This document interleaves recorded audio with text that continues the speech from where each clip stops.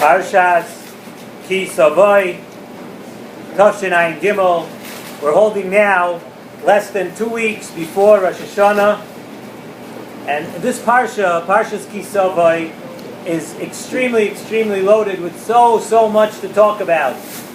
So we had to try to pick one inyan, and I look back at the previous years at the different inyanim that we discussed on this week's parsha, and we're going to try to do something a bit different. The beginning of this week's parsha, V'haya ki savai el haaretz. When you come to Eretz Yisrael, the land Asher Hashem Elokecha noisein lach, noisein lecha nachala, v'rishta v'yashavta ba. You're going to come to Eretz Yisrael, the land that HaKadosh Baruch Hu told you that you will inherit, v'rishta v'yashavta ba. Then the pasuk continues, the next pasuk, v'lokachta, you're gonna bring, and it tells us that you're gonna bring the bikurim, mipriyah, right? You're gonna bring from the fruits of the land, and you're gonna bring that, and we know that is bikurim. And there's an unbelievable chazal. Chazal tell us, and it's brought down all over. This sifri is brought down by many chazal, and it says as following: Asay mitzvah ha'amura. Do this mitzvah of bikurim be'inyan shebischara tikanes la'aretz. The schar for this mitzvah's bikurim, do this mitzvah of bikurim shebischara tikanes la'aretz. The schar of bikurim will be that you will come and you will be able to go into Eretz Yisrael. So this kasha, the Mefarshim ask all over. It's a bomb kasha. Everybody asks this kasha all over the place. We know that the mitzvah bikurim was only begun after the Yerusha of Eretz Yisrael. When they came to Eretz Yisrael, they had to divide up Eretz Yisrael, and they had to go live in the places that they were given as the Yerusha. The mitzvah of bikurim was only 14 years after coming into Eretz Yisrael. So what is pshat in bischar mitzvah zu tikanes la'aretz? What in the world could it possibly mean that in the schar of doing the mitzvah bikurim, you'll be zocheh to come into Eretz Yisrael? When bikurim was only brought, the first time they did bikurim was 14 years after they already had settled in Eretz Yisrael. And be'etzem, in the Maimer itself, we could ask, what is so special, what is different about the mitzvah of bikurim, that the schar, we're told that the schar is shetikanes la'aretz. What that means we're going to explain. But why is bikurim different? Why is it different than all the other mitzvahs hatluyos ba'aretz? We know that a yid, when the land produces something, a yid brings so many different things. A yid brings ma'aser rishon, ma'aser sheni. You have to give ma'aser ani, and over here by bikurim and all those things, it was actually a shiur. They had to bring a nice amount. And by bikurim we know that even a small amount, you bring your first fruit, even a small amount, you're yotzi yechiv of bikurim. So what is so special about the mitzvah of bikurim that we tell you, and that schus, you're going to be able to have Eretz Yisrael. You'll be able to enter Eretz Yisrael. So Nesivos Shalom answers with a beautiful mahalech on this kasha.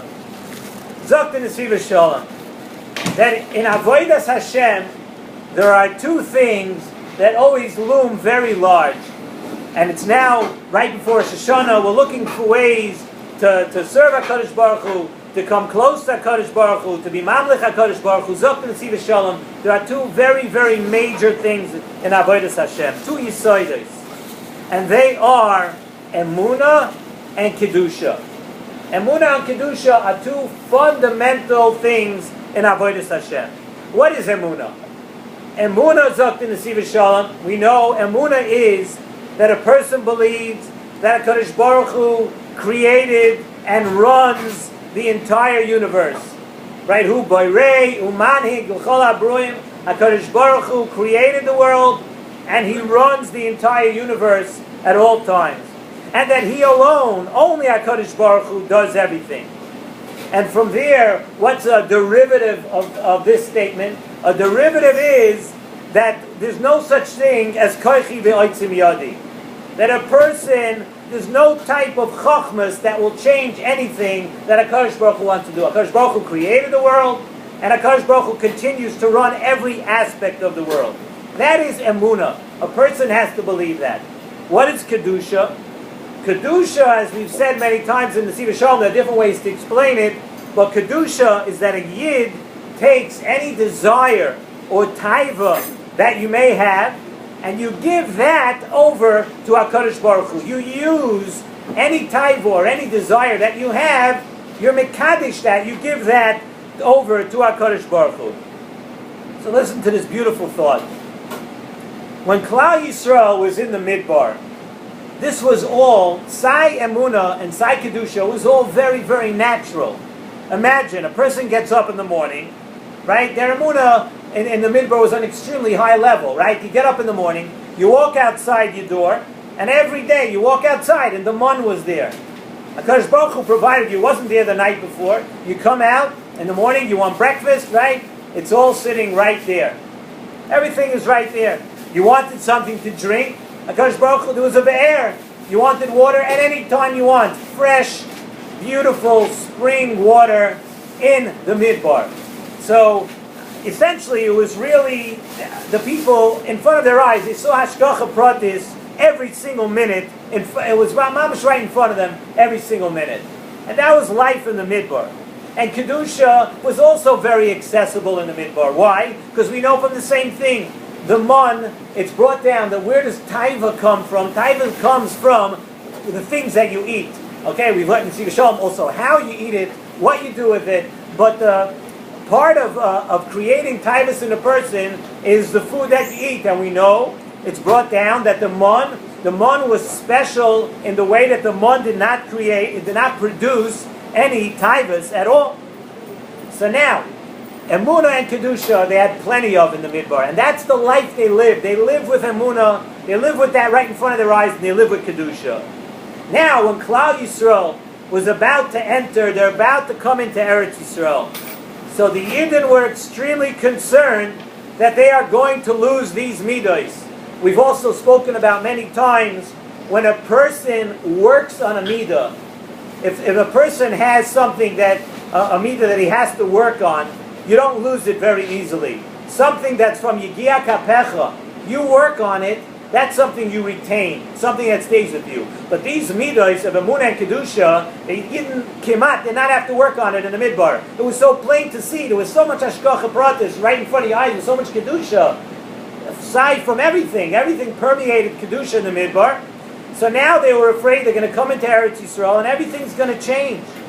It's not so easy. It's not natural anymore. In Eretz Yisrael, a person's going to have to work for you. You're going to have to work for your panasa.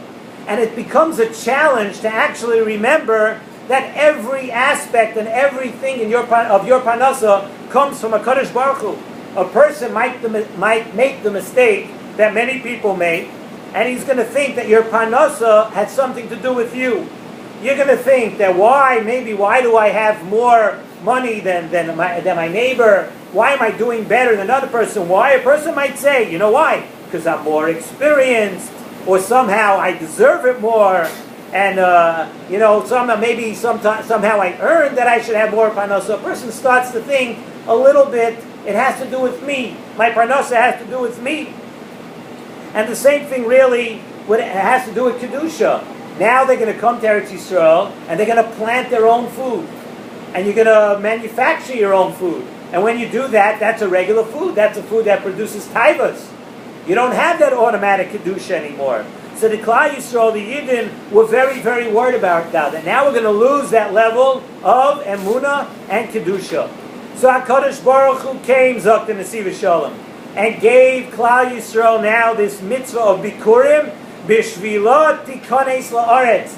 Not pshat that if you keep the mitzvah of Bikurim, you're going to be able to enter Eretz Yisrael. They had entered Eretz Yisrael many years before they brought Bikurim.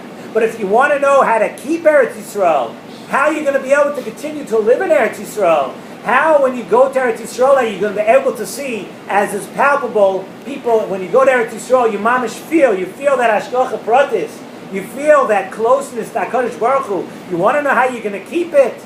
You're going to keep it by remembering when you bring the Bikurim, you're going to remember and you're going to have the emunah that after a person comes and you're going to work on your field, you're going to seed, you're going to plant, and you're going to plow, you're going to do everything in the field. Yet, as soon as you see a fruit, what are you going to do? You're going to tie a string on that fruit and you're going to say, this, all my work, everything that I did, all the work that I put into the field, this is for you, Hashem.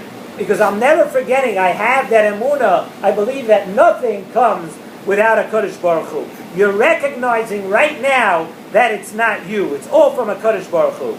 And so too, human nature is, what happens when the first fruit comes out, you have a desire for it.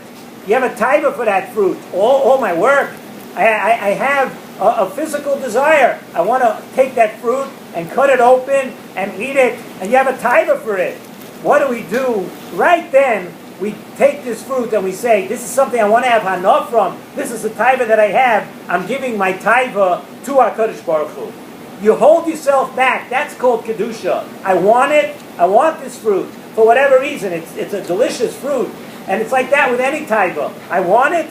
You hold yourself back. That's called kedusha, Zok Nesivos Shalom. That is kedusha. So we're saying, Aseh mitzvah zu. Do this mitzvah of Bikurim, so it will show you and remind you how a Yid is supposed to live in Eretz Yisrael. By working the land. Yes, you can work the land, but you always have to remember, that you have to have a Kadosh Baruch Hu on your mind.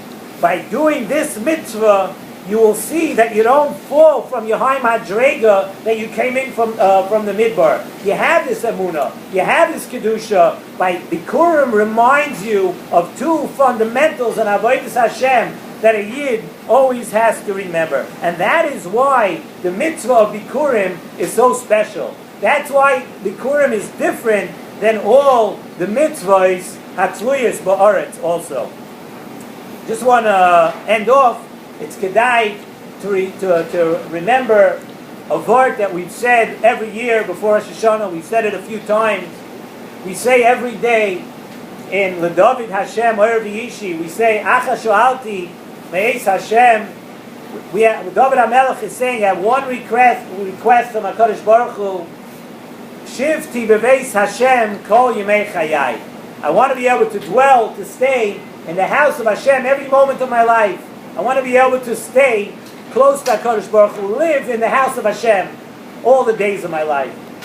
So Nesivos Shalom asked the question that many others ask too. We know it's not a realistic expectation. Shifti b'veis Hashem kol yimei chayai. A person has to leave. A person has a family. A person has to go to work. A person has to eat. A person has to do a lot of other things. Shifti b'veis Hashem. What, you're going to lock yourself up in a beis medrash and never leave? Zok Nesivos Shalom, a beautiful thing that we have to remember. Shifti b'veis Hashem kol yimei chayai means you can leave. You can go to work. You can go do whatever you have to. But wherever you go, you take the Beis Hashem with you.